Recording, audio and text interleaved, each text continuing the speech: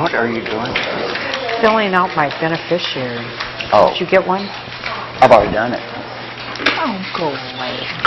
That's so good. I picked mine up last week and went, I'm going to leave it in the folder. I didn't realize how deep. Welcome, everyone, to City Council meeting for Monday, August the 12th, 2019. We'd like to remind everybody to please turn off all your electronic devices as they do interfere with our recordings and our hearing devices. So if we could have a roll call to establish quorum, please, ma'am. Madam Clerk. Terry Meyer. Present. Vicki Snyder. Here. Susan Harmon. Here. Bob Thomas. Here. Melissa Green. Here. Terry McClung. I'm here. We have 6. All right. Stand for the Pledge of Allegiance, please. I pledge allegiance to the flag of the United States of America and to the republic for which it stands, one nation, under God, indivisible, with liberty and justice for all. I get a motion for approval of the agenda. So moved. Second. All right. Mr. Thomas? Due to the wonderful work of the Entertainment District Committee, instead of just a simple update, we will be bringing an ordinance to the table tonight Okay. for number 8.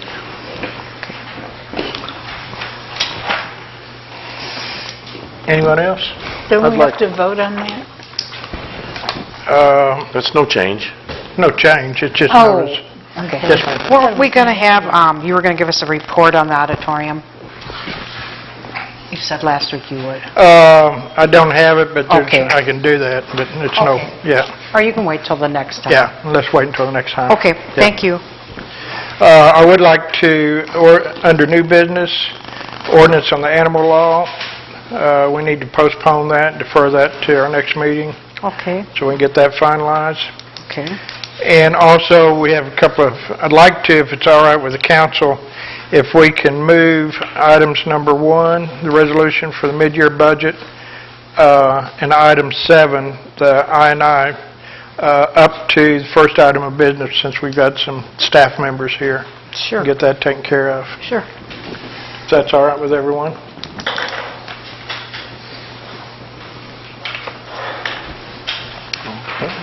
All right, anybody else have anything? I'd like to discuss the street plan. Is that on the agenda? That's not on the agenda. Can we add that to the agenda? I'd prefer we put that on for next week so we can be prepared for it. That'd be fine. Okay, yeah. Or in the next meeting anyway. Yeah, right. All right, all those in favor of the amended agenda, signify by saying aye. Aye. Any opposed? Okay, so moved. Motion to approve the minutes. So moved? Second. Any corrections, additions, anybody? Hearing none, all those in favor, signify by saying aye. Aye. Any opposed? All right, so moved. We still have a vacancy on the Planning Commission, position number 3, and we have a vacancy in Parks, and we're in your packet.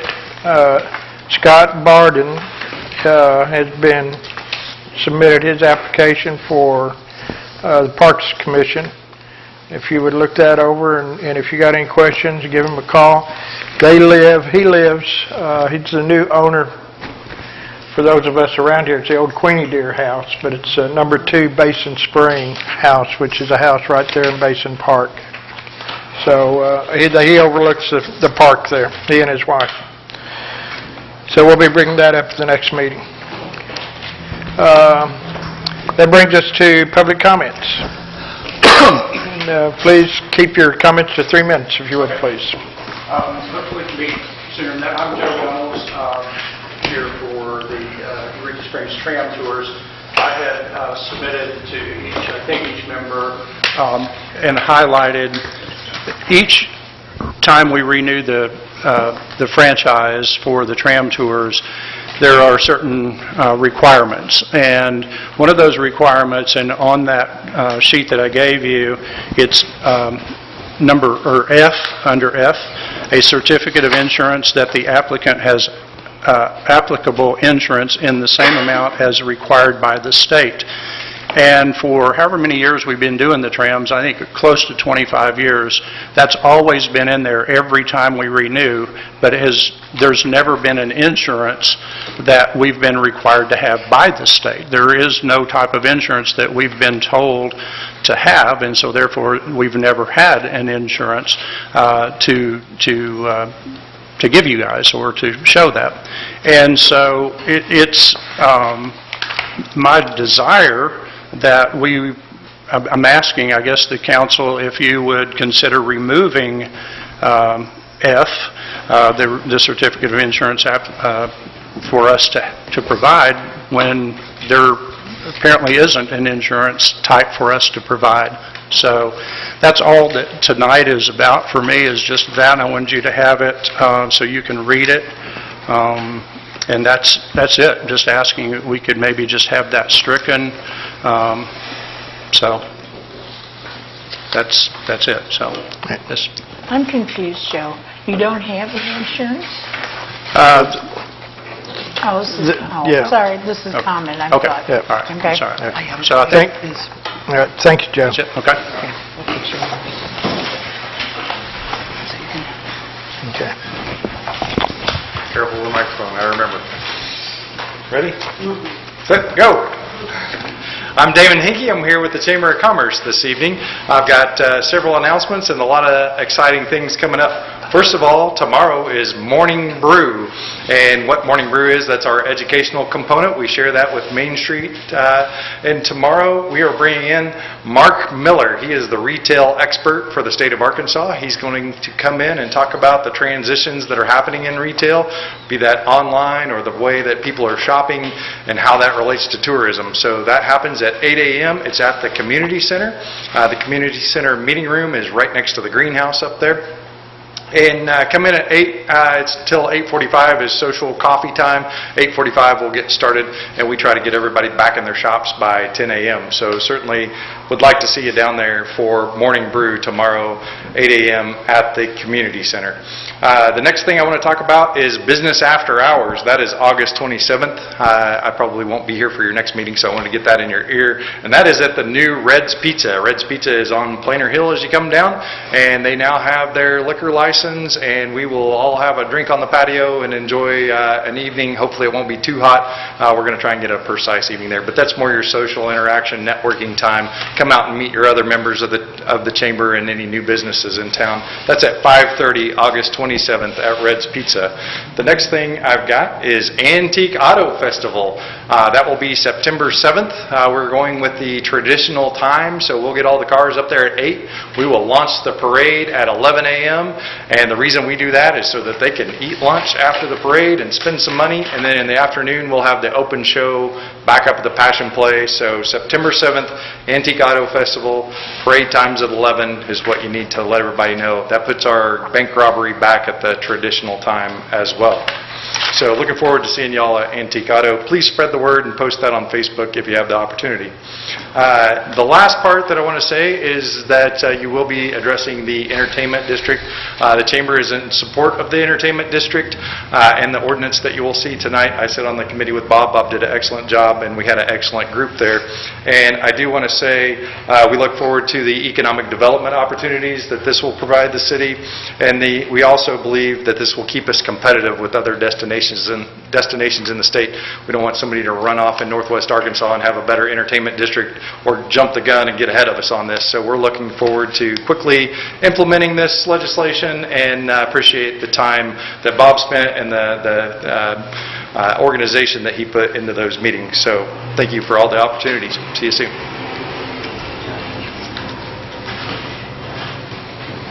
All right, that concludes public comments.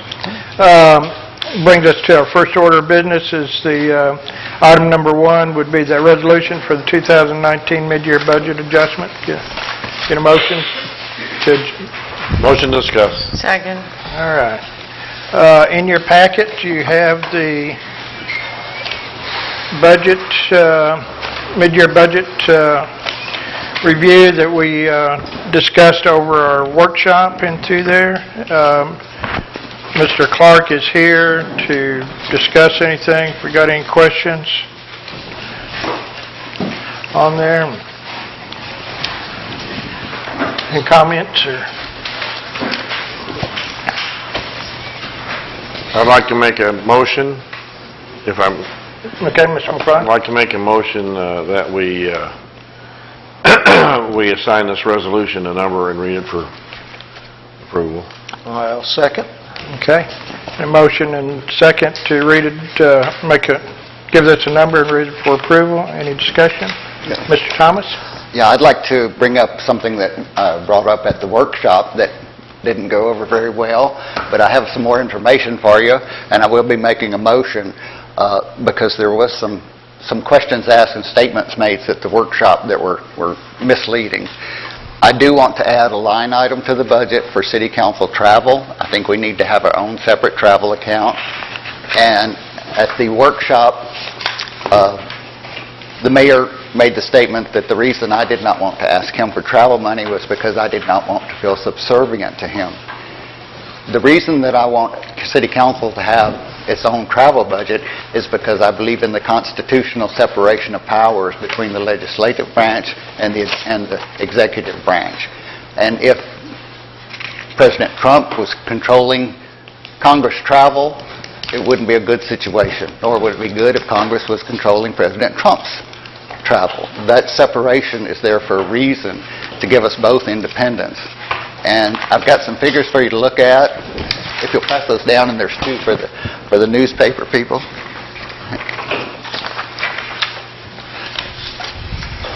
There was a question asked at the workshop of the mayor. Somebody posed the question, well, you know, Butch, have you ever denied anybody any travel money? And his answer was no. However, Mr. McClung is always telling us we don't write laws and make ordinances for individual people.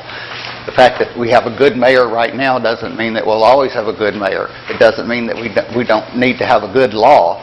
The other statement that was made at the workshop was, you know, somebody went on and said, well, I'm okay with the mayor doing this. Again, you're speaking to one mayor at one specific point in time, and that's not the way a government operates. So I would propose that we add a line item of $2,757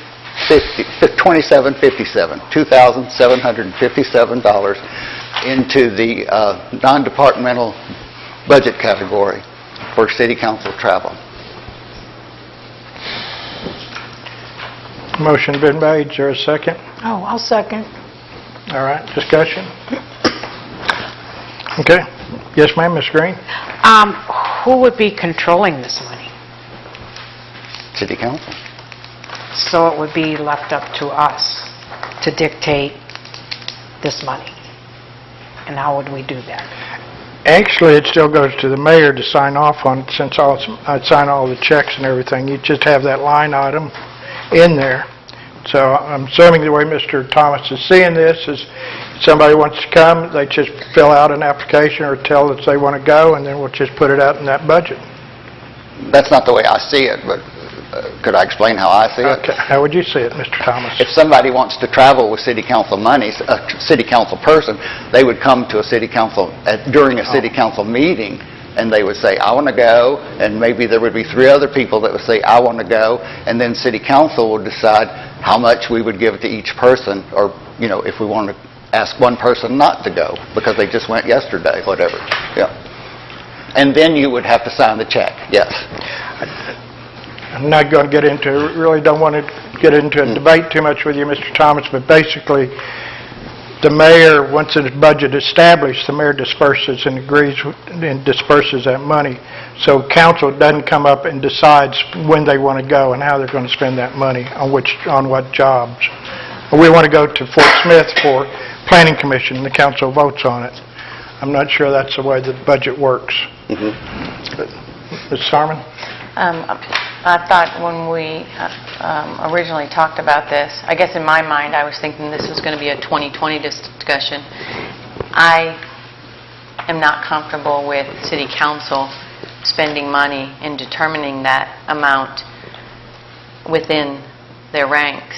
I do think it needs to be with an individual, whether that be the mayor or another individual that is over that budget. I don't feel comfortable with city council spending money and doing, deciding who gets what and all of that. I don't think that's how city council is supposed to operate. But I could be completely wrong, but that's my opinion on that. So,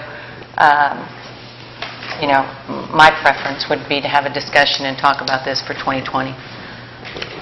Mr. Meyer? If we're going to have money for travel for the council, there's no sense in the council voting on it. We could have certain items that, okay, somebody in the council wants to go to this training or wants to go to that meeting or that meeting. We put the money in the budget to do it, so all you got to do is go to the mayor and say, I want to go. Mr. McClung?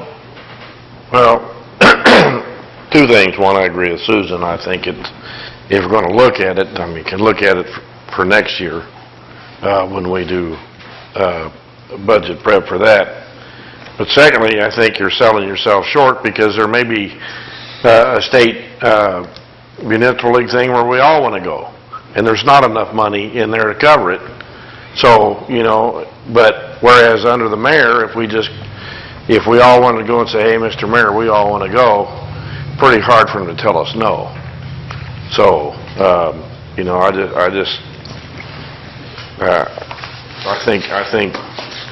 I think we're just cutting ourselves short there. I'm sorry, Bob, but I think it's unnecessary. Mr. Thomas? Yeah. Two things. We're passing a amended $9 million budget where the city council has decided where money will be spent, how much money will be spent, et cetera, et cetera, et cetera. If I trust you to control $9 million, I certainly would trust you to control 2,700. I don't see why somebody would say, I'm not comfortable dealing with 2,700. The other thing is, I just would call your attention to the fact that the mayor has just said, if city council wants to send somebody to Fort Smith, I may not let them go. So, I rest my case. I don't think that's what I said. If I said that's not what I meant, Oh, I'm okay. sorry. What did you say? I didn't say that if somebody wanted to go to Fort Smith, I wouldn't let them go. But, I don't want to get into an argument Yeah, over right. that. I'm just saying that is not what I meant. So, Okay. Ms. Snyder? Why am I getting confused? Okay, out of curiosity, okay, and let me make sure I've got this right. We already do have money annually, Mayor, in our budget for these things, some money? There's money in the mayor's budget for travel and conferences Okay. at this point. And this is so we have our own line item, right? Correct. That same amount, okay, or whatever. Okay, my big thing is, any money we don't spend on this, and which is why I like it that it would be a line item, should be left in there and rolled over. It never rolls over. No It money doesn't- rolls That's over. not how the Why? budgets work. If we have our own line item? You can ask Mr. Clerk. Ms. Okay. Snyder, every year we establish a new budget, so we Okay, start but what a I'm new saying budget. is, okay, let's use round figures. If we have 3,000 line item for this, and we only use 2,500, that other 500 has to go back to the city, it can't stay in our line item? You develop a new budget every year. Right, I know we do. That's- That's not what I'm asking. If we still have 500, We we don't can't get our 3,000? We don't roll it over. Okay, so we can't just keep building on it? No. Well, that sucks. Okay. All right. Then we could really go somewhere.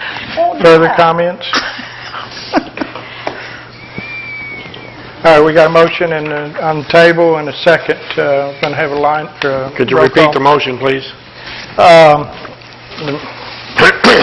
Madam Clerk, would you repeat the motion?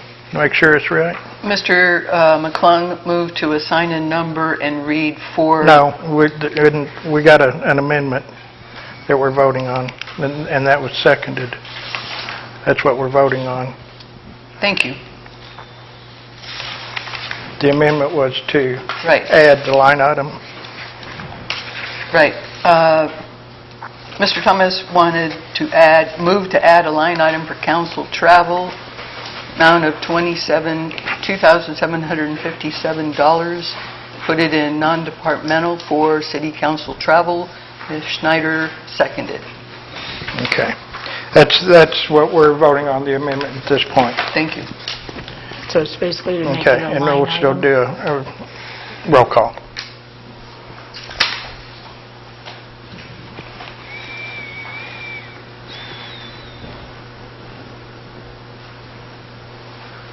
Mr. Thomas? Yes. Mr. Meyer? No. Ms. Harmon? No. Mr. McClung? No. Ms. Green? No. Ms. Schneider? Yes? 2-4. All right. We're going back to the original motion. No, okay, I'd like to make a motion. Could we make a motion to defer this to the 2020 budget? That's later on. Okay. There's a motion on the table right now for signing this resolution and number and reading it for passage.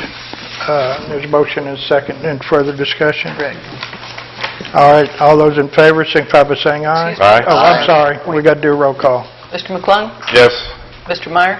Yes. Ms. Green? Yes. Mr. Thomas? Yes. Ms. Schneider? Yes. Ms. Harmon? Yes. 6-0.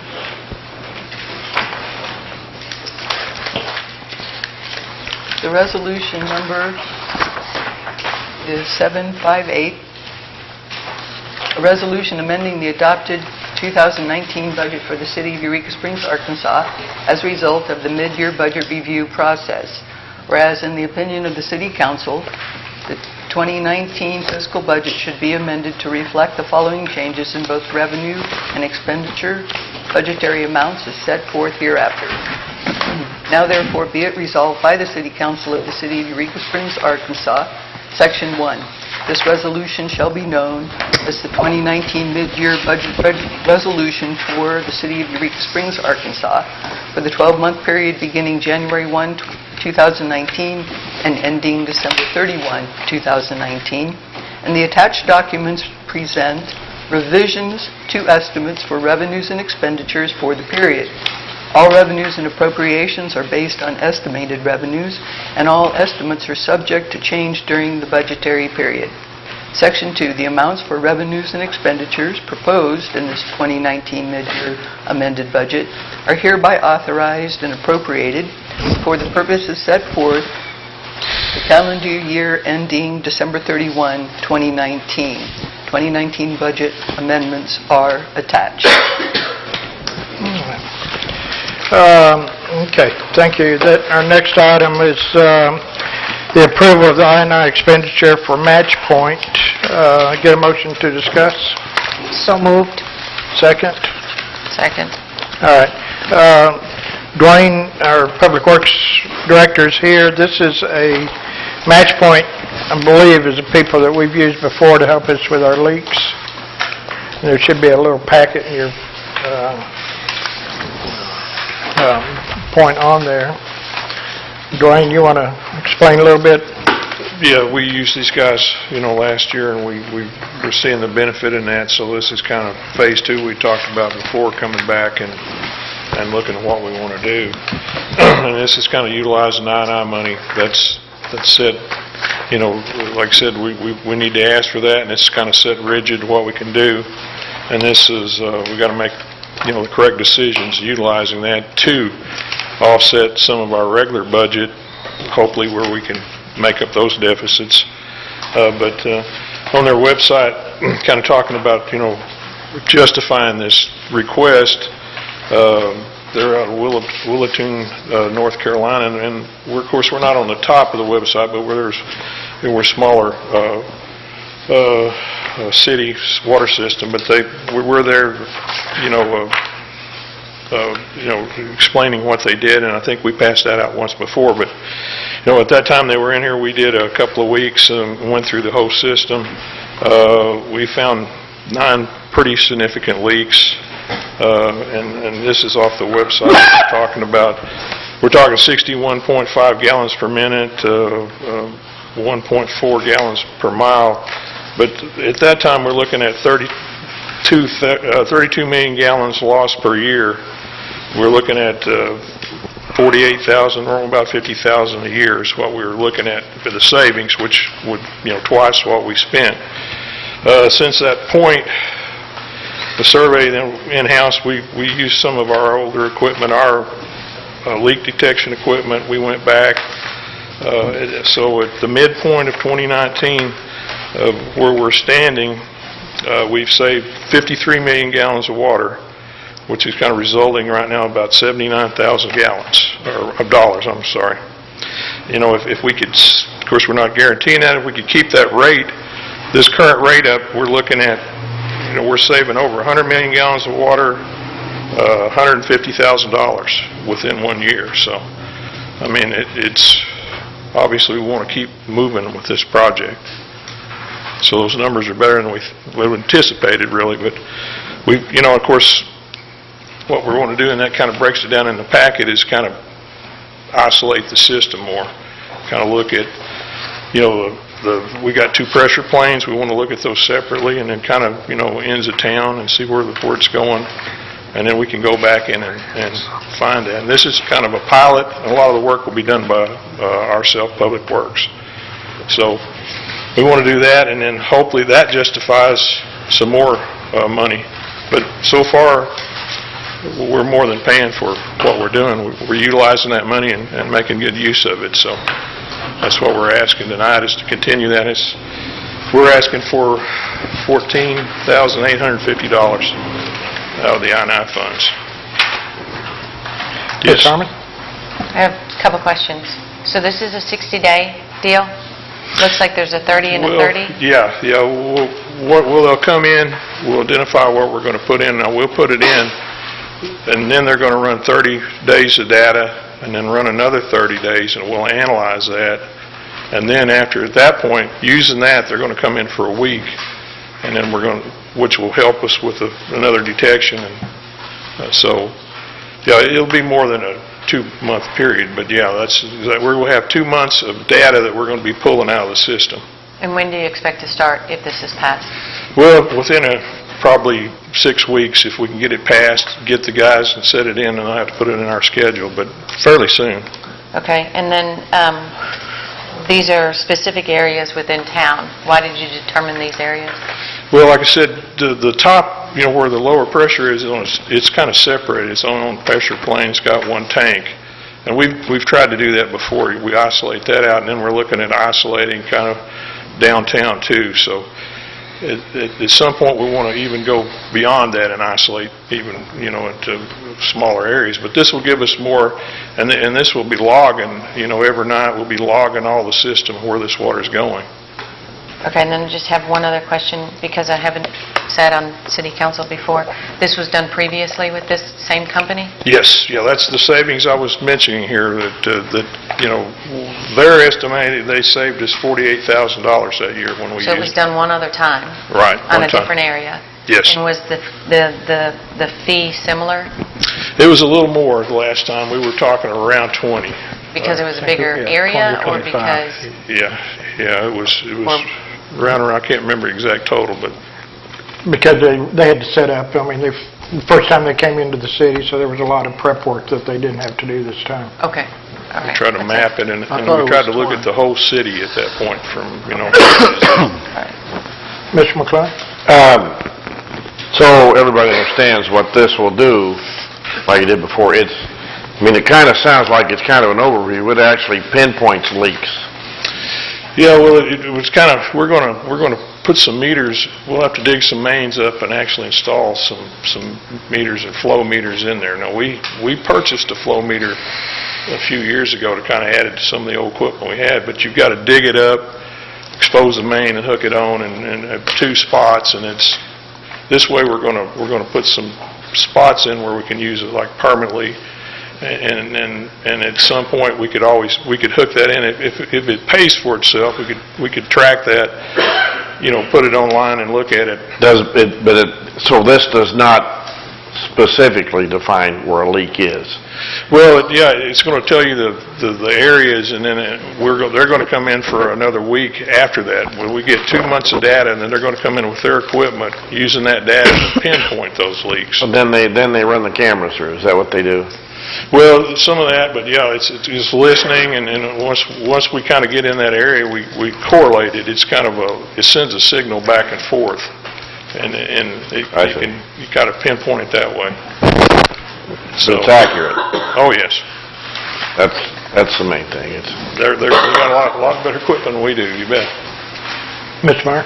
Well, so is this buying equipment? Well, part of this, like I said, they're kind of calling this a study, and they're giving us a little better price in this for what we're looking at here, but they're looking at our equipment and making sure, we kind of did that last time. We recalibrated, and we think we can use our equipment. We've got some equipment. Yeah, we've got some equipment, and we kind of upgraded a little bit. At some point, that may be a decision that we're going to have to try to buy ourselves, but we want to try to get as much as we can in-house. Sure, sure. But this will allow us to kind of get another step, and at some point, we've got to, because those leaks will start coming back on us, we've got to kind of look at the pressure, especially some of those higher pressures, in the lower zones. Sure. We've got to... Sure, yeah, that's why I was asking about the equipment, because, of course, we're going to have more leaks, so... Yeah, We need to be able to it's just a matter of time it'll start coming back, obviously, if you get back, if you don't get at it nail again. them down. So this doesn't count the flow meters or the pressure, what we're going to dig up and put in, that's... Well, they're going to install that equipment, but we're going to do it and do the taps ourselves. But this will include that equipment that's going to be installed in the mains. Okay, that's what I was... Okay, cool. Mr. McClung? I'd like to make a motion that we approve the I&I expenditure as requested. I'll second. Me too. Okay, further discussion?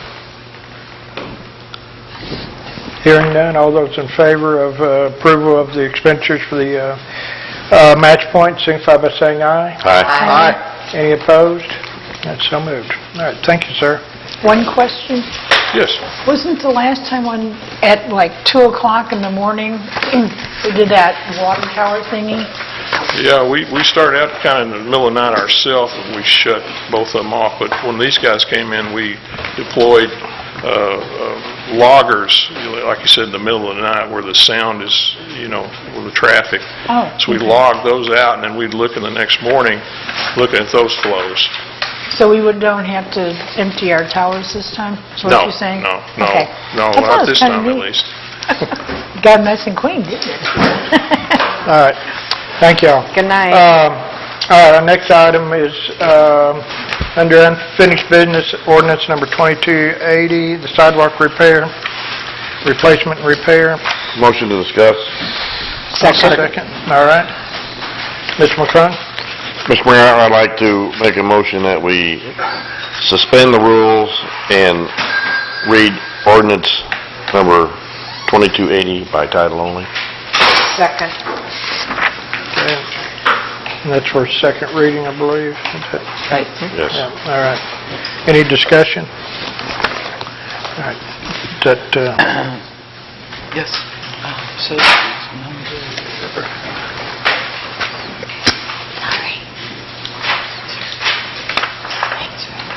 Ms. Schneider? Yes. Ms. Harmon? Yes. Mr. McClung? Yes? Ms. Green? Yes. Mr. Thomas? Yes. Mr. Meyer? Yes. 6-0.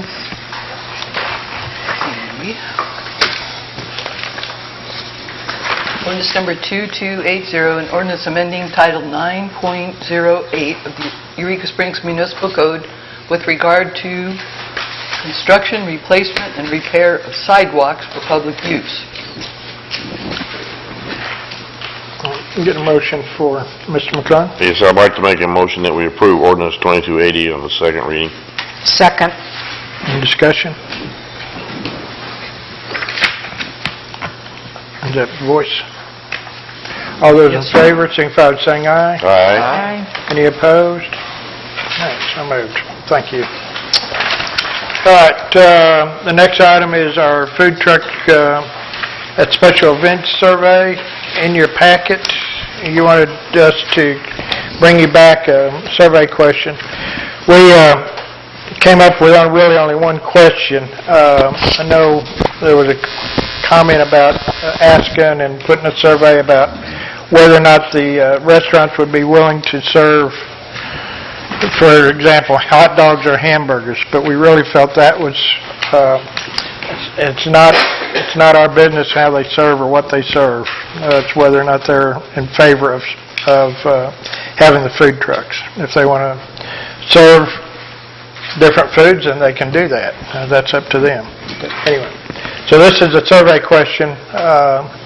I'm willing to get a motion to discuss, I guess.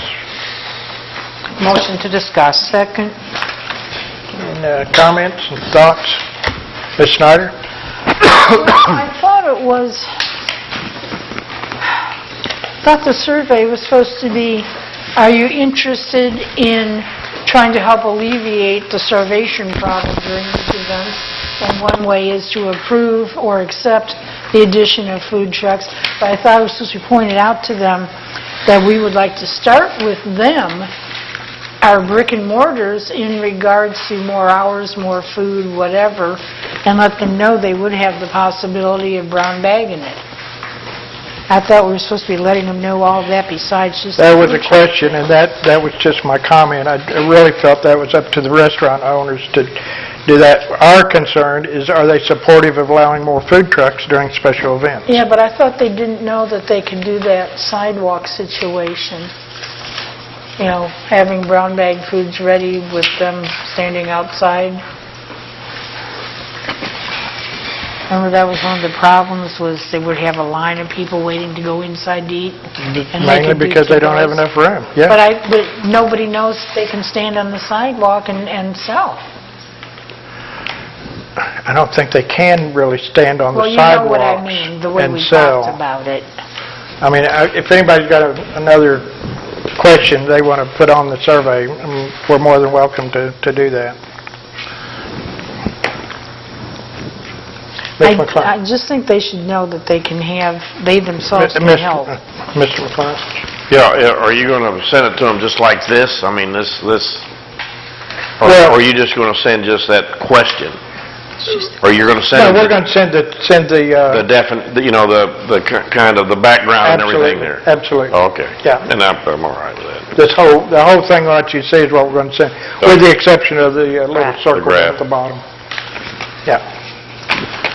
Ms. Snyder? Well, we discussed so many things, it's hard to keep them straight. One of the things was all the various restaurants going together in a selling place, setting up tables, like a buffet type thing outside or whatever. Whatever happened with all these things that we talked about? That's not our... They have to know that this is allowed and possible.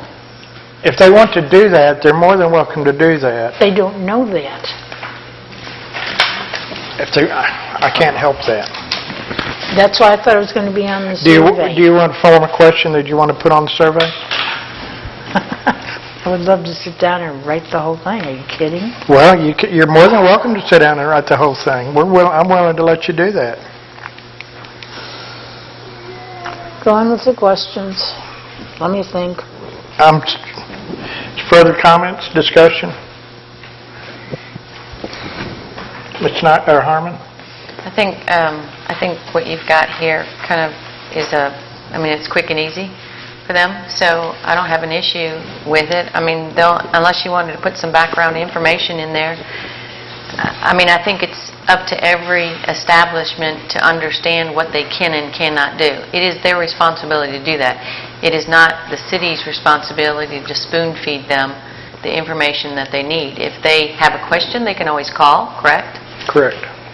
Or they can look up that information online, correct? Correct. So, I think this is sufficient. Mr. Meyer? It's up to the health department rules on what they can do out on the street anyhow, I would think. As far as serving food and stuff? Yeah, too, yeah. But that can be handled, but that's minor, yeah. So, All right. Mr. Thomas? So this is going to go out in an email to all the Correct. restaurants? And the only thing they would have to send back is just opposed, supportive, or Correct. no opinion? Okay. Yeah. I'm trying to keep it simple to be able to get some good responses Right. back. Okay, Ms. Snyder? It's not a matter of the city spoon-feeding any of our people. It's a matter of the council is responsible for informing our people of what can and cannot be done. And since none of this has ever been done before, none of our people know that it's permissible or that we would allow it when it's not normally allowed. Remember, we represent the people. We, the council, we are supposed to stand up for them, not for whatever. I would suggest you put a paragraph in there letting them know that while they could have a lot of to-go food ready and have someone at their door letting customers know that they can get to-go food already ready, and that's possible, or they could get together and we would try to figure out some place for them to hold a buffet. Let them know that these are all possibilities, but this is the question we have in regards to food trucks. That way they know there's more than just the food truck issue. They know there are other possibilities that, no, they wouldn't bother to call and ask because it's never been done or allowed before. Try thinking of the people that keep our town going. Any further discussion? All right. Do I have a motion to approve the survey as submitted? Motion to approve. Second. Further discussion? And nobody's going to bother to even try to rewrite and give a second offer? It's not like we're rushed or anything. All in favor, signify by saying aye. Aye. Any opposed? No. Take your time, do it right. All right. Our next item is ordinance number 2281, vacating alley east of Kimberly Alley. Motion to discuss ordinance number 2281. Second. Okay. Any comments? All right, get a motion to, I'd like to suspend the rules and read by title only ordinance number 2281 to vacate the alley east of Kimberlane Avenue on its second reading. second? Second. All right, Mr. McClung seconded. Any discussion? All right, roll call. Ms. Green? Yes? Ms. Schneider? Yes. Mr. Meyer? Yes. Mr. McClung? Mm-hmm. Ms. Harmon? Yep. Mr. Thomas? Yes. 6-0. Ordinance number 2281. An ordinance vacating an alley between Block 19 and Block 18 in the Clayton Survey. All right, get a motion to, I'd like to make a motion that we approve ordinance 2281 on the second reading. Second? okay. Is that voice again? I forgot. No, it is not. Okay. Oh, it is voice. It's not roll Okay, call. all in favor, signify by saying aye. Aye. Any opposed? So, we just went through that, so. All right. Okay, our next item is, like, item number 3, Yes. new business ordinance to raise special events meter fees to equal our daily fees. Get a motion to discuss? Motion to discuss. Second? We've been running, the ordinance allows, what right now it is $6 per space.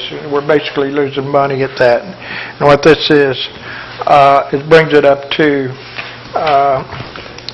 we're not going to lose money when we sell these spaces, basically. If somebody parked in it all day long, this is what they would be paying, is basically $9 per day.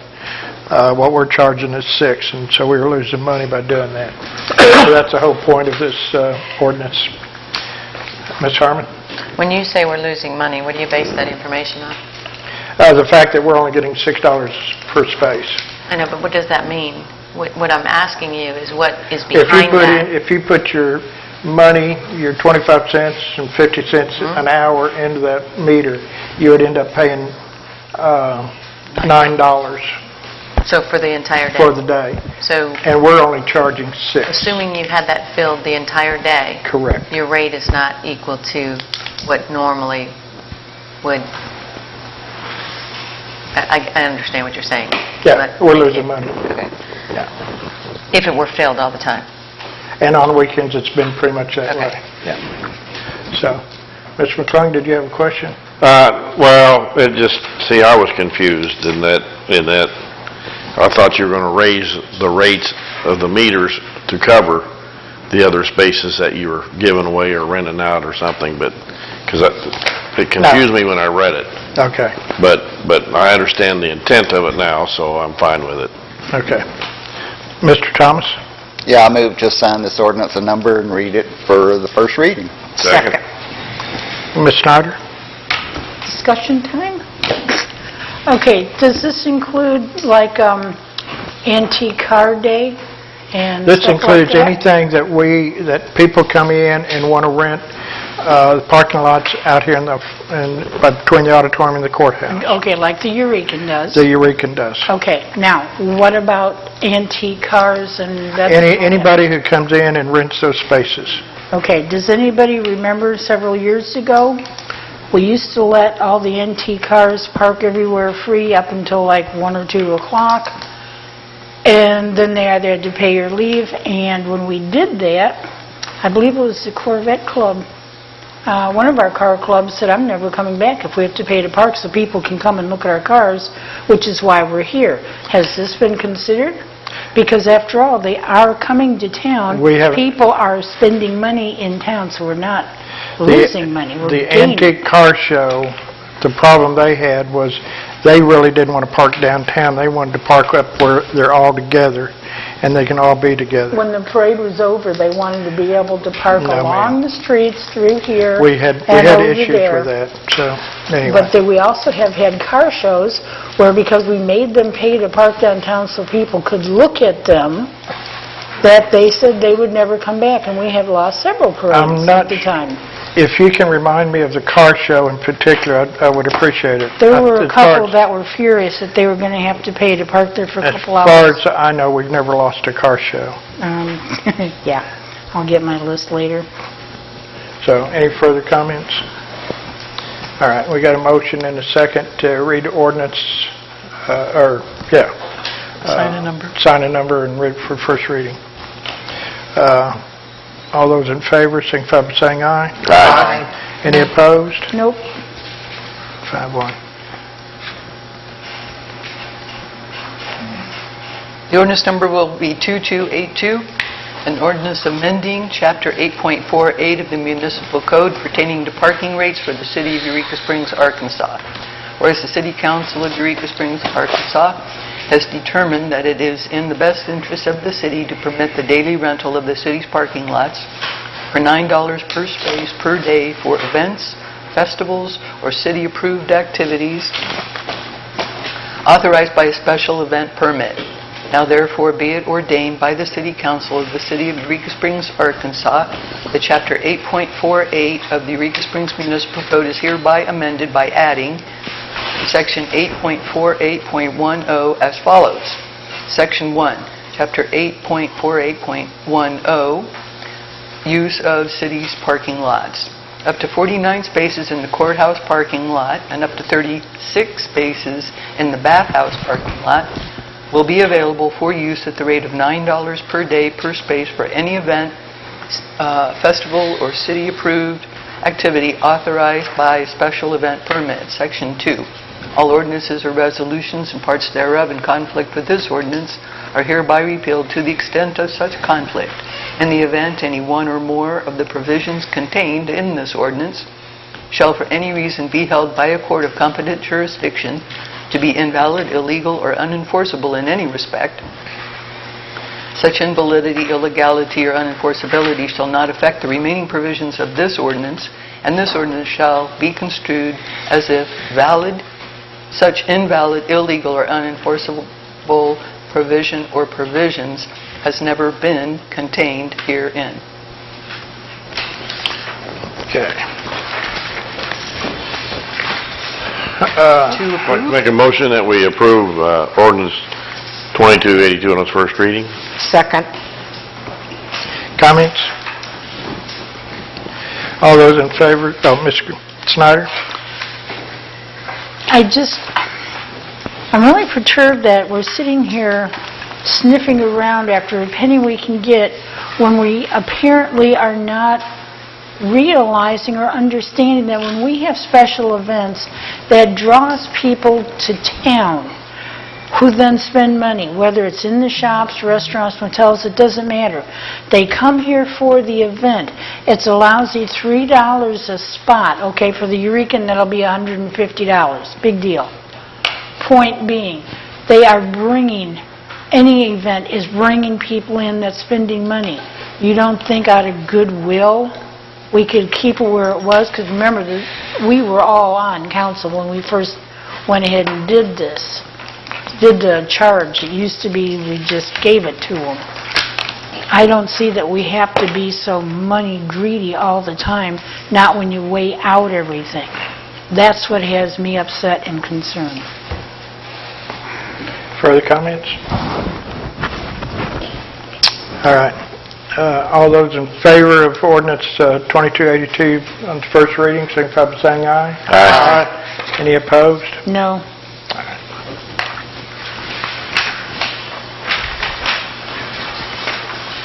All right. All right, this brings us up to our update on the 25 North bid opening. I think in your packet, you possibly have the only bid that we received on 25 North from Wendell and Associates for $45,750. Get a motion to discuss. Motion to discuss. I'll Second. All right, Mr. McClung? First off, were the notices placed for this? Just in the local papers. Just in our two local? Right. Yeah, I think we need to branch out with that into the Democrat and and put it in there. And what was the time frame that you? How many times did you run it? Is there a I think we ran specific it time? twice. We ran it twice, and it was over a 30-day period.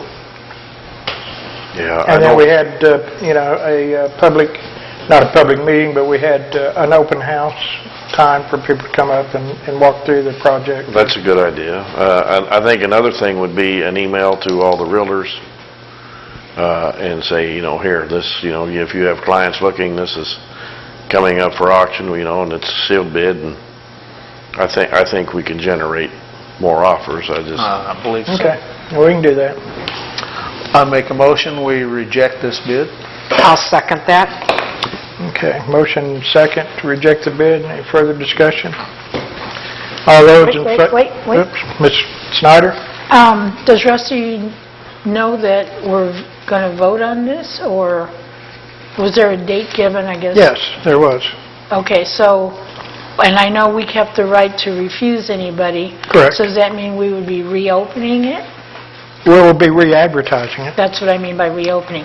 Do we let him know so he is aware that this is going to go? Well, I will notify him that his bid was rejected, and at that time, we'll tell him that it's going to be re-advertised. Okay, so as long as we let him know, it's going to, okay. Did we take a vote on that? Not yet. All right. All those in favor of rejecting the bid, signify by saying aye. Aye. Any opposed? Okay. Thank you. Now, do we have to make a motion to put it up for bid again? I don't think. No, I'll just go ahead and do it and put it out in the papers and notify the realtors and see what we can do. All right. Go from there. All right. Get a motion to discuss second quarter financial reports. Motion. Already done it. What happened to No, this is the second Oh, I'm quarter. sorry. Yeah, I beg your I pardon. see it as 5, resolution to waive bids for I don't title. have a that's resolution. postponed. Oh, it was? I'm sorry. Yes, we don't have a resolution for that. I'm sorry. Item number 5. Okay, Okay. I'll make a That's motion. my fault. I'll make a motion to discuss the second quarter financial report. Get a second? Yeah, second. Okay. Hang on, please.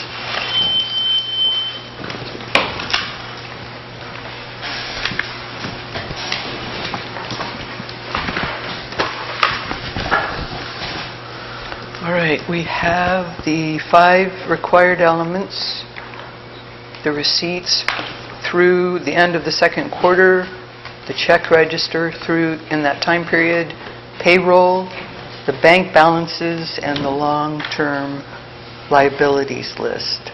And they'll be in the clerk treasurer's office for your review, if you'd like.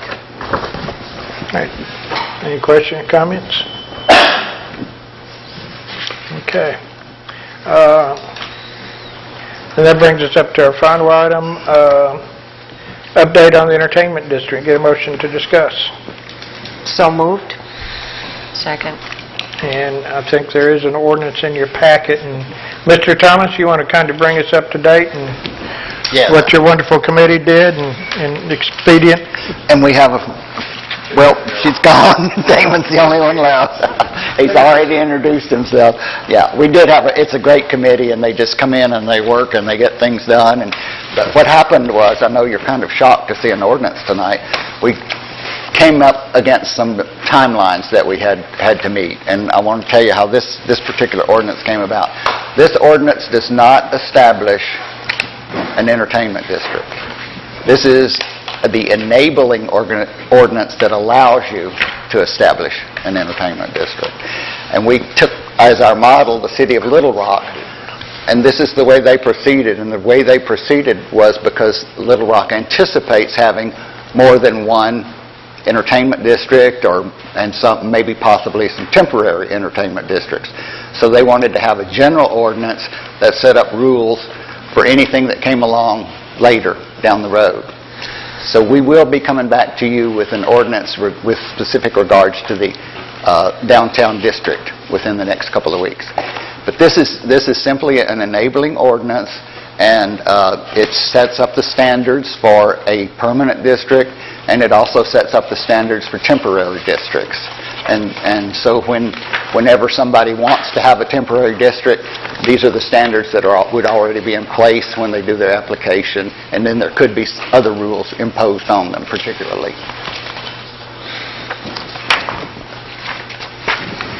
Any questions for anyone? Looks like you guys did a lot of work.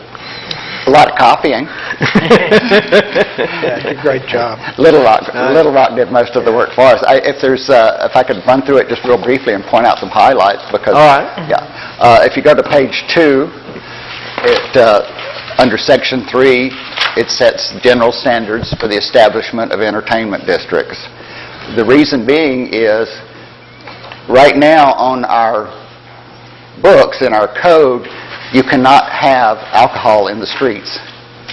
And a cup of alcohol is an open container, and open containers are against the law. Of course.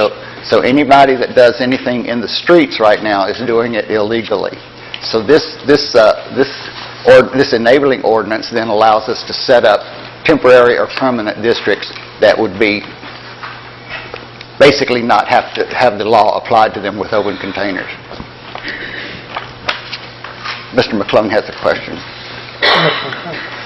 In section 4C, down there in the second last line, it says that uniform beverage containers or both must be purchased from the city of Eureka Springs, authorized agent or approved by the Eureka Springs mayor. So, I mean, we're going to sell them with the trash bags? Is that what the idea is, or what? That's the concept that the committee came up with, because the police chief expressed to us his concern over his need for more money. And we thought that possibly that would be a money-raising activity for the city if the city sold the official cups that could be used in an entertainment. Well, I can see that cup as a changing feature depending on what if they wanted special event cups or souvenir cups and what have you, and that kind of thing. But also, and I believe, and I understand that there's a need for, additional security, maybe sanitation, and I don't know, I don't know if you'd have to beef up the paramedic staff or the fire EMS. But I think that district, a better way to do that is that they have, like a homeowners association, they have a district, and those that are participating would need to pony up and hire the extra security, whether they do it from or within our local police department or what have you, but I think we would need to set the parameters for that guideline, to do that. But I don't know if we want to be responsible for the cups. I think... It's really no bigger than the trash bags. Well, it may not be, but I don't know. I think that improvement district needs to be held responsible. Entertainment district. Or entertainment district. Ms. Harmon?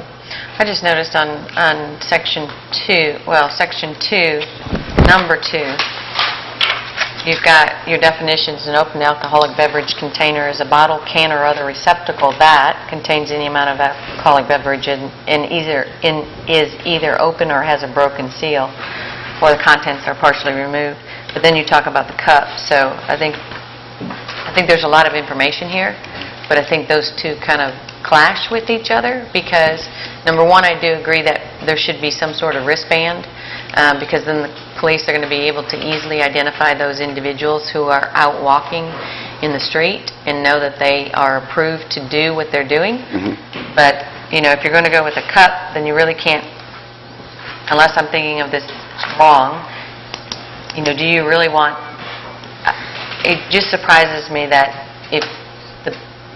and maybe you need to get the police involved a little bit more.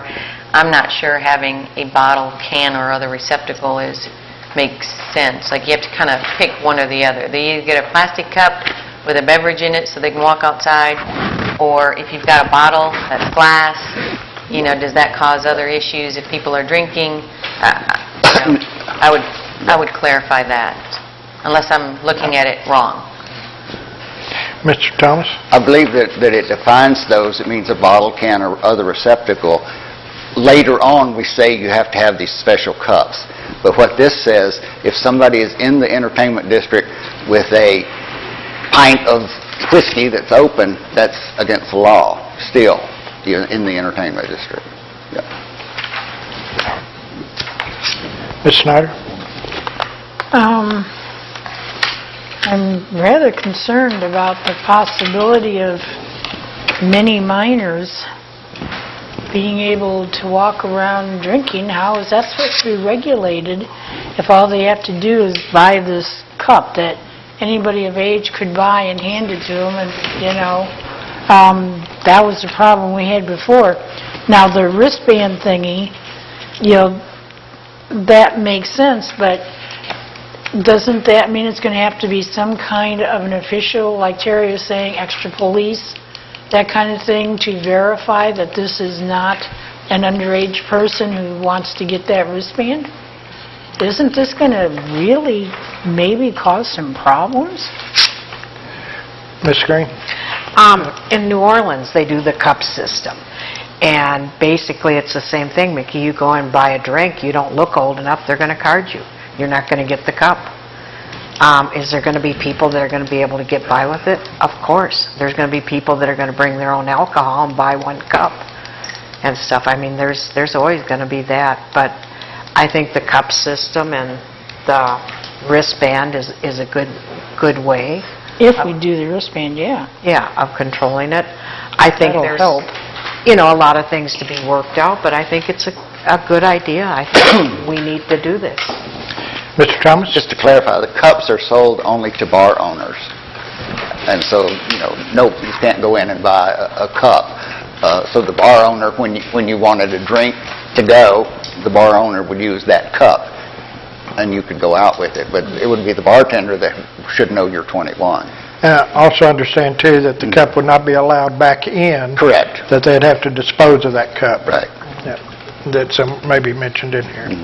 Mr. McClung? Well, that's why I think, it would be that if you have a uniform standard cup, but like each establishment would have its own name on it, and that way when a person, if he walks out of one place, walks into another, he's not going to get in, be able to bring that drink in because it has somebody, it's from another place, from another business. You follow me? That can be arranged easy enough, but... That was a committee person I might mention too. Mr. Thomas? The specific rules for each entertainment district would address that, but, first of all, a bar owner doesn't want people coming in with drinks from other places. That's what I'm saying. Yeah. So, So they're going to, for instance, what Mountain View has done is they've required each bar owner to have a trash can at their door, and everybody that's coming into their bar has to discard the cups before they can go in. But, so, you can't go in, you can't carry a cup into another bar. You can only walk out with it. so for example, I'm at Chelsea's, and I'm drinking there, and I walk out to where the common area where those bathrooms are, and I walk up, and I go down there, and I go back in, and they're going to say, well, sure, come on back in. No, you gotta throw the cup out. You could Right. come in, but the cup couldn't. Right, sure. And it could be passed on That's to what minors. happened. Well, yeah, well, because they'll sell them another cup. Yeah. Well, they're going to buy a beer. Yeah. Further comments, questions? Ms. Snyder?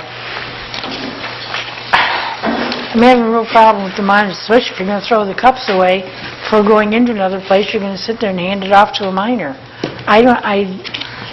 I'm very, very concerned. Maybe it's the police background, but I'm very concerned. They can do that now.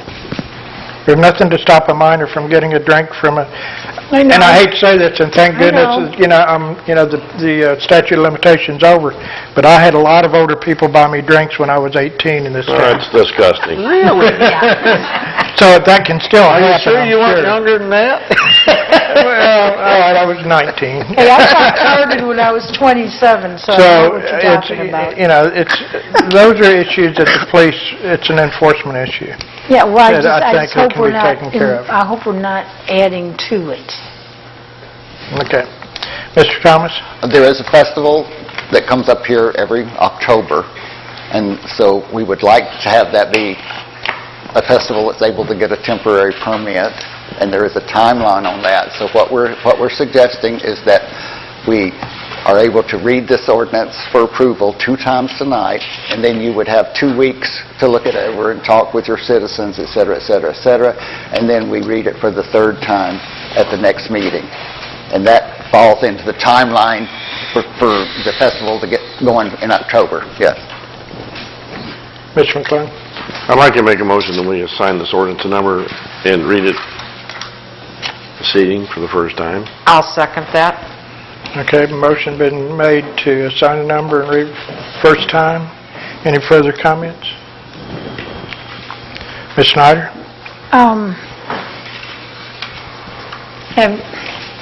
Okay, this is just so you guys can start working on it? Bob, this is so you guys can start working on it? This is so anybody that wants to have an entertainment district can get this and know what the basic rules and regulations Okay, okay, before so, they apply. okay. Any further comments? All right, all those in favor signify by saying aye. Aye. Any opposed? No, I just can't go along with this. 5-1. 5-1. The ordinance number will be 2283, an ordinance to authorize the creation of permanent and temporary entertainment districts, establishing standards for their creation, and declaring an emergency to exist. Whereas pursuant to prior tax ordinances, the City of Eureka Springs, Arkansas levies and collects a gross receipts tax on prepared food, beverages, and lodging under Arkansas Code annotated 2675602. And whereas the City of Eureka Springs, Arkansas is located in a county authorized to sell alcoholic beverages, and whereas the City of Eureka Springs, Arkansas is authorized by Act 812 of 2019, the Act, to create designated entertainment districts of both a permanent and temporary nature, and to set reasonable standards for the regulations of the alcohol possession within the boundaries of any such districts. And whereas under the Act, a designated entertainment district means a contiguous area located in a part of the city that is zoned for and customarily used for commercial purposes and contains any number and any combination of restaurants, tap rooms, taverns, entertainment establishments, hospitality establishments, music venues, theaters, bars, art galleries, art studios, tourist destinations, distilleries, dance clubs, cinemas, and/or concert halls. And whereas the Act and this ordinance are intended to promise hospitality and tourism within the city, to highlight restaurant, nightlife, entertainment, and hospitality options to tourists, and to create standards for the regulation of alcohol possession within the boundaries of designated entertainment districts. Now therefore, be it ordained by the City Council of the City of Eureka Springs, Arkansas,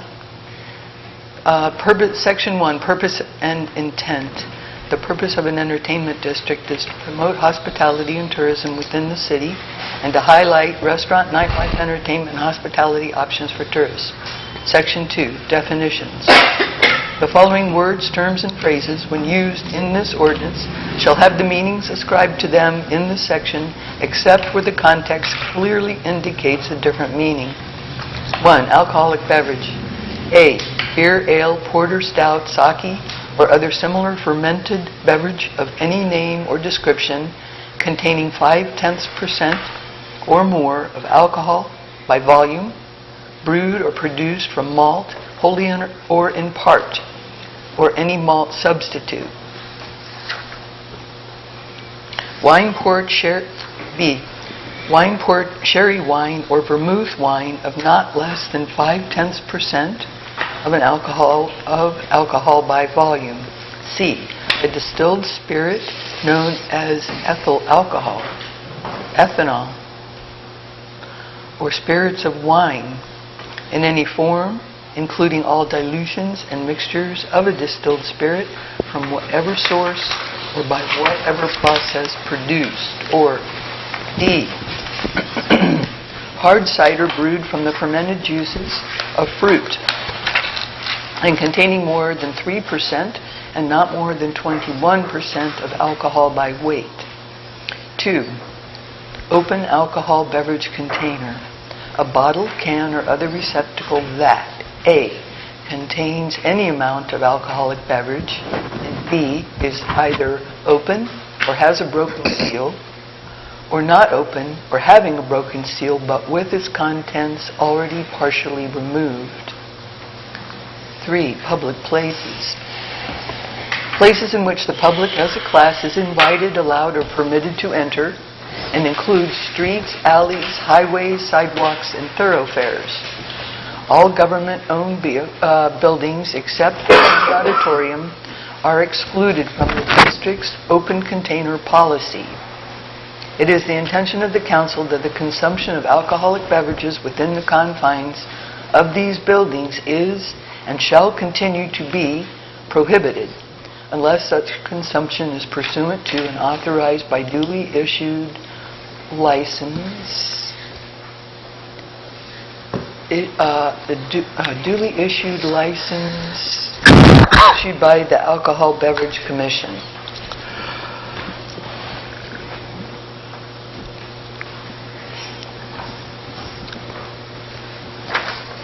Section 3, General Standards for Establishment of Entertainment Districts. Any entertainment districts authorized to be created pursuant to this ordinance and state law shall be A. Subject to the requirements of this ordinance. B. Designated with the unique name in the ordinance or implementing resolution that creates the district. C. Designated by type as either permanent or as temporary. D. Comprised of a contiguous area of public spaces that is described by objective physical attributes and located in a part of the city that is zoned for or customarily used for commercial purposes. Section 4.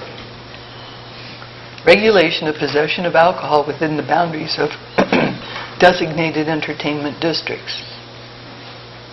Any entertainment districts established under this ordinance shall have operational rules addressing the following subjects, all of which are designed to regulate a person's possession of an alcoholic beverage within a district's boundaries.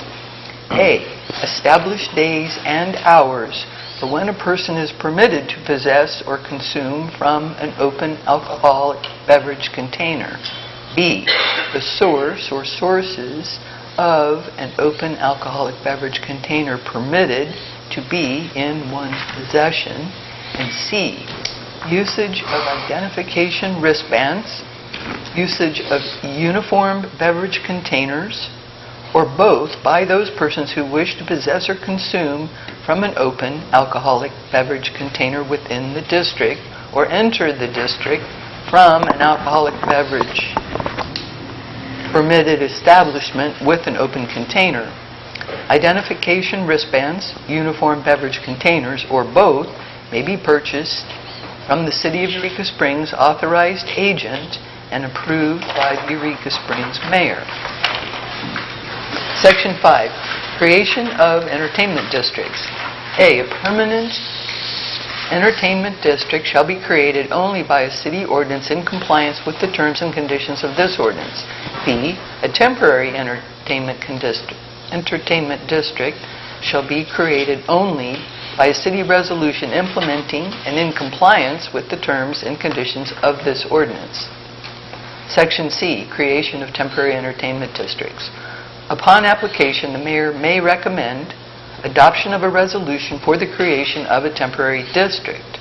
B, any inconsistencies between the operation rules of such a temporary entertainment district and those of an existing permanent entertainment district will be controlled by the operational rules of the temporary entertainment district. C, a person seeking creation of a temporary entertainment district shall file an application with the accompanied by a non-refundable fee of $100. D, an application for creation of a temporary entertainment district shall be filed with the mayor's office at least 30 days prior to the commencement of the temporary district. Exceptions can be made at the mayor's discretion. E, the application for a temporary entertainment district shall set forth the following minimum information: the name, address, telephone number, and email address of the person or entity seeking creation of a temporary entertainment district, and 2, a description by objective physical attributes of the proposed temporary entertainment district, and 3, the requested dates and hours when a person will be permitted to possess or consume from an open alcoholic beverage container within the proposed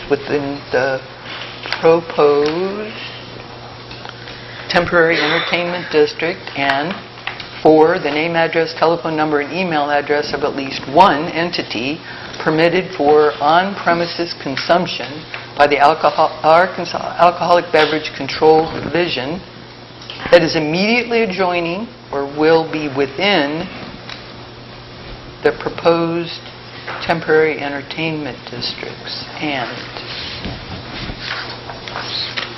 5, the name and physical address of all Arkansas Alcoholic Beverage Control Division permittees who will utilize district-approved containers or wristbands during the existence of the proposed temporary entertainment district.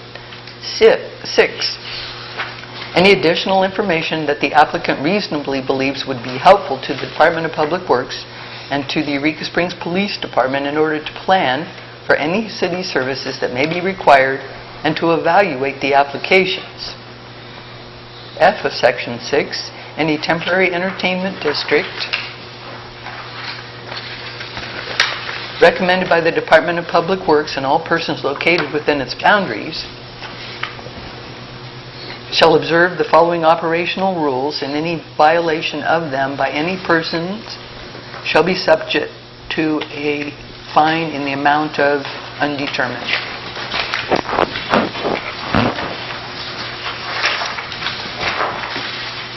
Still in Section 6. No person shall possess or consume from an open alcoholic beverage container in any designated temporary entertainment district except during the days and times described in the resolution approving the district. 2, The boundaries of the temporary entertainment district shall be posted continuously in at least 4 distinct locations within the geographical boundaries of the district from 24 hours prior to and through the period of its existence. 3, no person shall possess or consume from an open alcoholic beverage container within the temporary entertainment district unless it is within a district-approved container. Section 7, standards for creation of temporary entertainment districts.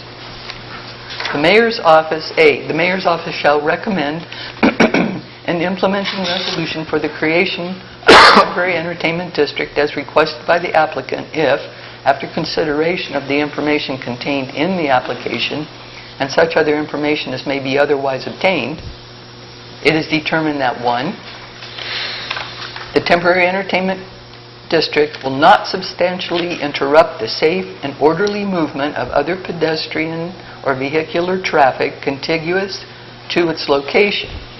2, the concentration of persons within the temporary entertainment district will not unduly interfere with proper fire and police protection of or ambulance service to areas contiguous to its location. And 3, required adequate sanitation and health facilities are or will be made available in or adjacent to its location. And 4, no temporary entertainment district application for any of the same dates and locations has already been approved or was previously received and will be approved.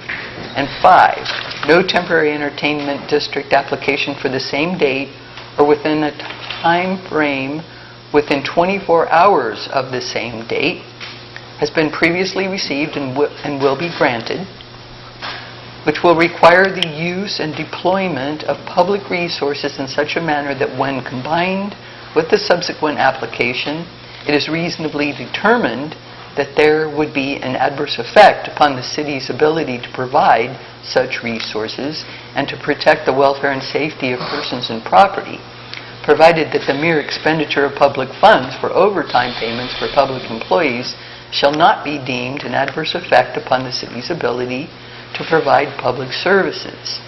And 6, no event is scheduled elsewhere in the city where the public resources required for that date are so great that the deployment of public services associated with the temporary entertainment district would be adversely affected in any way detrimental to the welfare and safety of persons and property. B of Section 7, no application for the creation of a temporary entertainment district shall be denied because of the basis of race, creed, color, national origin, political viewpoint, disability, or gender of the applicant. B, no application for the creation of a temporary entertainment district shall be denied because, there's a repeat.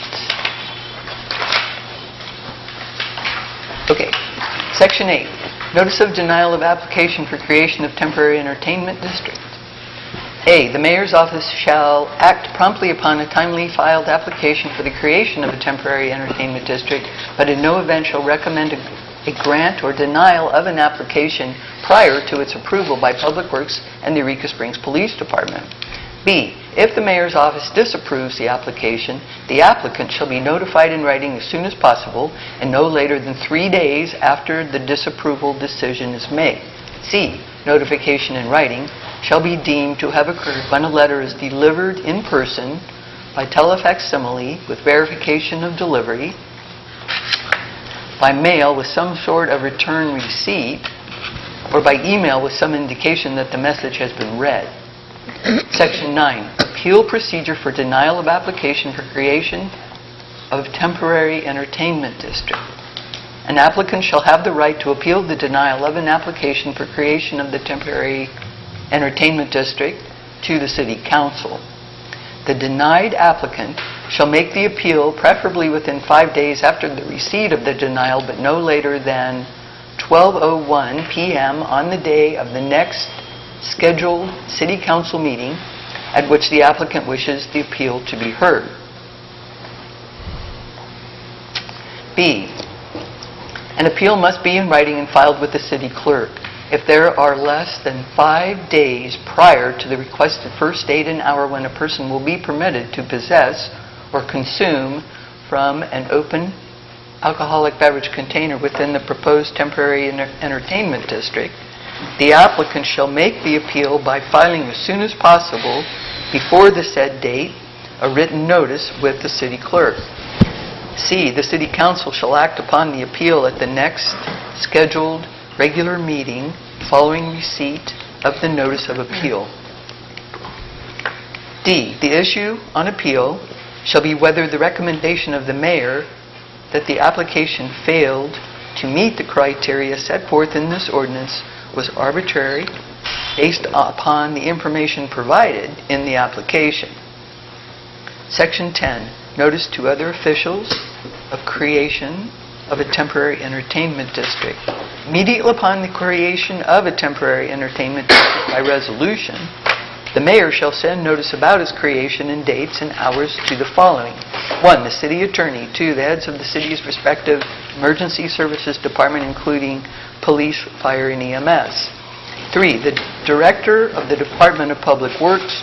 4, the directors of other governmental agencies or law enforcement agencies whose departments may be affected by the attendance of persons within the district, including the Arkansas Alcoholic Beverage Control Division.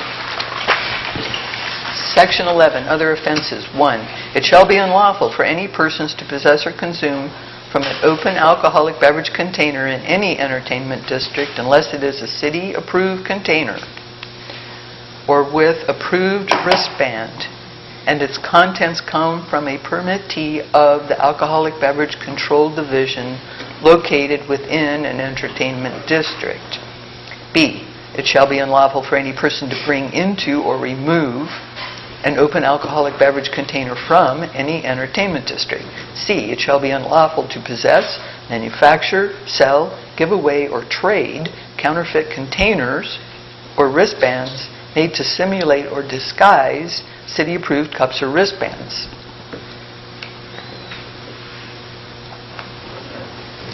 Section 12, authority of the chief of police. Nothing in this ordinance prevents the chief of police of the Eureka Springs Police Department or the chief of the Eureka Springs Fire Department to suspend the operation hours of any entertainment district if necessary to comply with local, state, or federal law or fire codes, or is necessary to protect the public health, safety, and welfare. Section 13, severability. In the event any title, section, paragraph, item, sentence, clause, phrase, or word of the ordinance is declared or judged to be invalid or unconstitutional, such declaration or adjudication shall not affect the remaining portions of the ordinance, which shall remain in full force and effect as if the portion so declared or judged invalid or unconstitutional was not originally a part of this ordinance. Repeal clause. All laws, ordinances, resolutions, or parts of the same that are inconsistent with the provisions of this ordinance are hereby repealed to the extent of such inconsistency. And I'm not going to read the emergency clause because that's a emergency separate clause. unit. All right, thank you. I'd like to make a motion that we approve, to assign this ordinance number, or did we give it one already? We gave it a number. Yes. That we approve it on its first reading, What is the number? 2283. 2283. 2283. I'll second that. Okay. Any discussion? I have a sir. question. And that's just the one. There's some things that I think we'll need to address, but just the one is that I didn't understand that that it's approved by resolution. A temporary is approved by a resolution, so we vote on this table. Is that not correct? Correct. Okay, but then it says in there that it's approved by the mayor. And that if the mayor doesn't, if the mayor rejects it, then they can appeal to the city council. If the appeal is based on that information in the application. Mr. Thomas? When the mayor gets the application, he can approve it and make the resolution that would go to council, or he can disapprove the application at that point. But he has to approve it in order to set the resolution in motion. So it's a double barrel approval. Well, then they can appeal. Correct. He says, Nick Houston. But it's a double barrel, if I'm not mistaken. That would allow the mayor, as an arbitrary and capricious standard that is in the ordinance, to reject drawing resolutions and presenting them to council if the resolution or the application was incomplete. Understand? And that will prevent the spending of city monies on documents that are not ready for the council. The only comment I have to that is that we might want to change it to 60 instead of 30 days for that, for bringing it up, that they have to get it to you, but it's 60 days instead of 30 days, because you know how things can kind of drag. And, you know, if somebody's planning an event, and I would think if it was me, I was going to do it, I'd certainly probably have it in long before 60 days, because I wanted to make sure I had my ducks in a row before I did any advertising or did something for a special event that I was having that, and I was going to have an entertainment district for. But I think you need to make it at least 60 days. But, I mean, you can make just note of that now, and we can make, because I'm sure there'll be some other things that'll come up that we want to amend. I just wanted to make note to that one, because I wasn't real clear on it. Okay. Ms. Harmon? I still have an issue with, and I know we can discuss this later, but I still have an issue of how open alcoholic beverage container is used in the definitions and how it's related to in the actual text of the ordinance, or as far as the back and forth. Because to me, the way it's written now, you're saying in your description it's a bottle, can, or other receptacle, whereas in some areas of the temporary, you're saying it would maybe an assigned cup. So does that mean in the permanent entertainment district, somebody can still walk outside with a bottle or a can or a container? No. And so I'm going to have to read this again, but I don't think it's clear as to, I don't think that description is clear enough as to what we are going to allow, because you mention in here, under open alcoholic beverage container, it only says a bottle, can, or other receptacle that contains, and it goes on, which tells me that a bottle, can, or other receptacle is still, yes, I understand, but I'm still not. That bottle, can, and other receptacle language comes from the state law. That is language that prevents, right now, someone from walking up and down those streets with a can of beer. Okay, I still have an issue with the way it's written, but we can... That language... I'll read it again. ...would need to remain to prevent still open containers of alcohol being carried throughout the streets. Okay, so... Even outside the entertainment district. Okay, and I don't have an issue with that. I'm just saying, in my mind, as I'm reading this, and I've read it a couple times, that it is not clear. Maybe that statement stays and another is added. The offense statement is there that if you're drinking without the cup or the wristband, you're in violation. Okay. I'll read it again. I would like, before we go on, Mr. Weaver, what about the fine and the amount of... There's a lot to digest. It needs to be determined. And who determines that? The council. And what's our options? You could set it up to, I believe, without any problems, a $500 fine plus court costs. Court costs on a violation are $50, plus the county $20 fee. So it could be up to $570. That's the max? Yes. So is there wording there that needs to go in there? Just an amount. And fine this says shall be subject to a fine, say, in the amount of $500. I read that it's going to cost them $500. Well, you could use the language to be determined by the court by saying up to a maximum of $500. Shall be subject to a fine up to $500 plus cost. $500 plus court cost. Costs include court costs and county costs. County has a $20 jail fee. Okay. Ms. Snyder? Mr. Weaver, on a city ordinance, can an ordinance be written up that states that this will be annually renewed and revoted on? Reviewed, not renewed, reviewed and voted on? Tim? You can do that to any ordinance, put a sunset clause in any ordinance, but to do so would probably be a very chilling effect on anyone who is trying to develop a long-term plan. Mr. McClung? Yes, Mr. Mayor, I think that the fine of $500 is too low. Personally, can it be a range of 1,000 to 10,000? I think we're maximum, that's probably by state law, isn't it, Mr. Weaver? Violations of city ordinances are typically capped at $500. They are? A C misdemeanor, which has to be approved by state, can get $500. A B can get $1,000, and an A can get $2,500. But we would have to have state approval for it to be an A, B, or C. What would it be? It's a violation of a misdemeanor. I understand. Without classification. Without classification? Yes. It's an ordinance violation.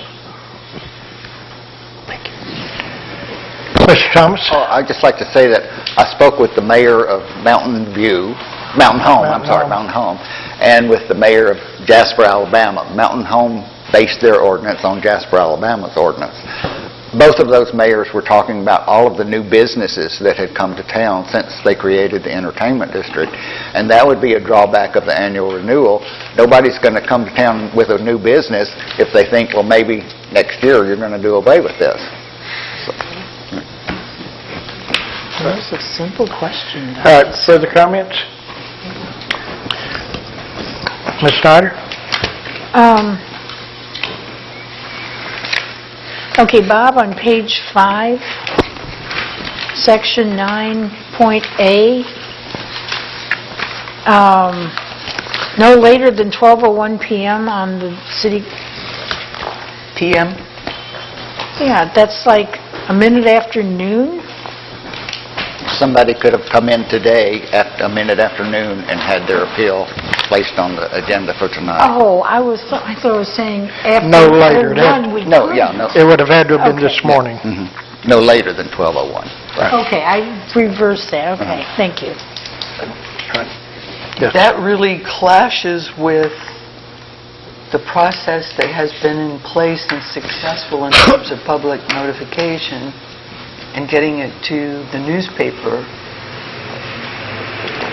When the agenda goes out to the media on Tuesday of the week prior to the meeting, it has been true up until now that that is the agenda. And it seems that this is changing that long-term understanding of how things get on an agenda. But that's an observation. Okay. Mr. McClung? Call the question. All right. And we have already had a vote on the first reading. So we're just calling for a vote on the passage of the ordinance on the first reading. There's already been, maybe I misunderstood. Let me go back. That's true. Right. All right. So basically, you want to make a motion to pass this? Already did. That's what opened All the right. discussion. Second? That already did that. Okay, long no time further, ago. is there any further discussion? And there's no, and he's gone with the question, so I can withdraw that if we're ready to vote. if everybody's ready to vote? All those in favor, signify by saying aye. Aye. Any opposed? No. Okay. Mr. McClung? May I ask a procedural question? Right. By Robert's rules, can one person stop discussion? Not that I'm objecting to discussion having been stopped, or does it take a second? For calling for the question, takes a second. That was my understanding. I just want to make sure I was Yeah. All right, Mr. McClung? clear on that. Yes, I'd like to make a motion that we suspend the rules and read ordinance number 2283 for its second reading on title only, by Second. title only. Second. Okay. Any discussion? Ms. Snyder? This thing is 6 pages long, and believe me, Bob, I understand the time period, but this is an awful lot, not only for us to go through, but for the people to know. And I really, really hate the idea of cutting the time down on something this lengthy. I really think our people who are going to be affected, the shopkeepers and whatever, I really think they need that time to just keep it at, one reading a night. I really do. There's still going to be another reading. I already said that. I know there's going to be one, but I think they need the time. All Not right. everybody can make it at one time. Any further discussion? All right, hearing none. Mr. Thomas? Yes. Mr. McClung? Yeah. Ms. Schneider? No. Ms. Green? Yes. Ms. Harmon? Yes. Mr. Meyer? Yes. 5-1. Ordinance number 2283, an ordinance to authorize the creation of permanent and temporary entertainment districts, establishing standards for their creation, and declaring an emergency to exist. Mr. McClung? I'd like to make a motion that we approve ordinance number 2283 on its second reading. Get a sec? I'll second that. Mr. McClung made a motion, Ms. Green second, to approve 2283 on its second reading. Any further discussion? All those in favor, signify by saying aye. All right. Any opposed? No. All right, so moved. Thank you all. Okay. If I'm not mistaken, that brings us down to agenda setting. Yes, sir. Nothing from me. You want to do the street plan? Was Yeah. that what I heard? Yeah, I would. Update on street plan? Okay. In the auditorium. Second on Harry's? Get a second on Harry's with the street plan? Second. All right. And auditorium update? Get a second? Second. Okay. Anything else? All right. Council comments? Mr. McClung? It's warm. Dress appropriately. Stay indoors, out of the heat. Don't want to get sick. Don't go riding in convertibles. I didn't get sick. Mr. Meyer? We got a lot done tonight. Ms. Harmon? Yeah, I just want to make just a real quick comment that, just to make sure everybody knows that if, and I know a lot of the people that work in City Hall, if anybody ever has a question about any of the things that we are voting on, they can always call just to verify or confirm or to get more information so that they can understand exactly where they stand. Most specifically on the food truck item, I think it is our responsibility as a business owner to know what the rules are and to understand them and to be excited about possibly making additional money when the opportunity arises. But that in order to do that, sometimes you do have to ask questions and you have to understand exactly what the laws and ordinances are. So I have always found City Hall to be an open door, and or you can call somebody to get that information. So if you do have any questions, once this survey does go out, I would encourage you to call them just to get the additional information so you fully understand exactly what you can and cannot do. Thank you. Ms. Snyder? You know, I just have found over my many long years that people in this town especially, 45 years of living here, people in this town, especially workers, employees, and employers, do not necessarily keep up with what's going on, especially during the season. They don't have the time. It is our responsibility to make sure that they know everything that's happening and what the alternatives are, especially the way we keep changing stuff around. This town is based on our people, and it's our responsibility to represent our people. That's the oath that we took, to represent our people, not ourselves, not our friends, not an office or a department. We are here to represent our people. And it's getting harder and harder to feel like it's... Nobody seems to care anymore. That's what it comes down to. It appears that nobody... If you're referring to us, I don't appreciate that. about any of this stuff. It's like it all went out the door with the man in the White House. It's like nobody cares anymore. Enough. Maybe I am working harder because of him, I don't know, but I wish people would pay attention more to each other and help each other more than what we're doing. I'm sorry you're upset, Terry. Put the shoes on. Pipe down. You No, started wait, it. come on, You started it. both of you. You started it. Both of you, please. Are you finished, Ms. Yeah, Snyder? I quit. All right, Ms. Green? I want to thank Bob and the committee for the hard work. Very good ordinance. Thank you. It's a good start. I want to thank our two wonderful reporters over there because they do a great job of informing us of what's going on. So that helps, Mickey. And I agree with what Susan says. I mean, if you have questions, just call the city hall, or really, you got an afternoon off, watch us on YouTube. Mr. Thomas?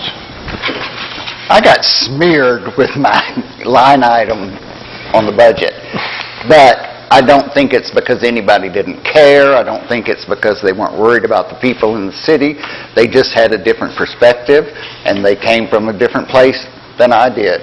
And people that vote differently from one another, you can't say, well, this person cares and that person doesn't care. It just has nothing to do with caring.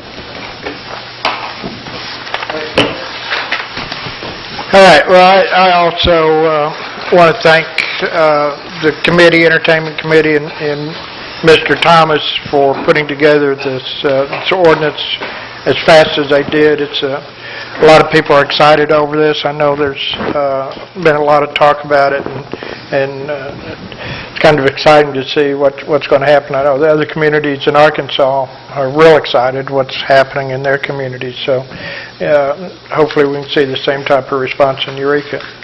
As far as speaking of events for this coming next couple of weeks, this weekend, the 16th through the 18th, it's Summertime in the Ozarks, which will be up at the end of the Ozarks. And then on the 17th, the Cape Brothers will be down in the Basin Park from 5:30 to 7:30. And I bet I don't have to tell too many people that for them to show up in the park. On the 23rd through the 25th will be the Volkswagen weekend. Combination of places into the Ozarks and Pine Mountain and Passion Play. On the 24th will be the School of the Rock down at the auditorium, the basement, from noon to 6. And on the 24th, we will have the largest car parade of the year with the Volkswagen parade starting at 3 o'clock. And then that evening of the 24th will be drumming in the park from 6 to 8. So y'all, plenty of things to do for the next couple of weeks. Get a motion to adjourn? So moved. Second. All in favor? Aye. Any opposed? All right, thank y'all.